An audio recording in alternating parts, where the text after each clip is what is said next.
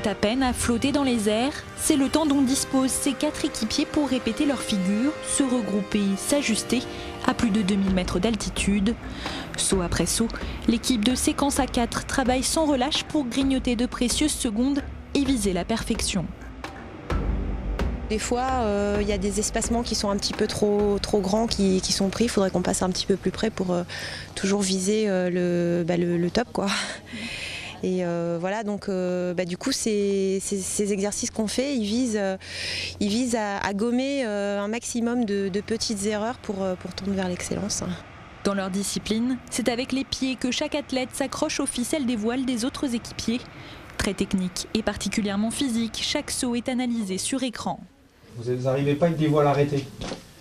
Et pourquoi vous n'arrivez pas avec des voiles arrêtées? Parce que c'est toujours la même histoire, c'est que vous partez très loin sur les côtés et vous revenez avec très latéral avec beaucoup de vitesse, donc c'est difficile. Pour progresser, les athlètes enchaînent près de 10 sauts par jour. Et si l'exigence est de mise pendant ce stage au blanc, c'est que les équipes de France de voile contact sont championnes du monde en titre. Une sacrée prouesse pour des amateurs qui réalisent de gros sacrifices pour réussir. Ils s'entraînent environ une quinzaine de jours par mois donc sur le territoire français et également à l'étranger pendant la période hivernale puisqu'il fait trop froid.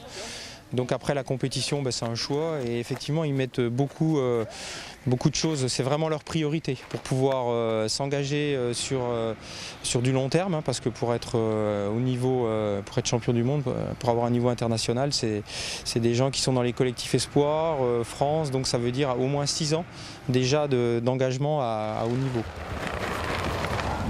En attendant de remettre leur titre en jeu en 2016 à Chicago, les équipes de France auront droit à un premier test à Dubaï en décembre aux Mondiaux de l'air.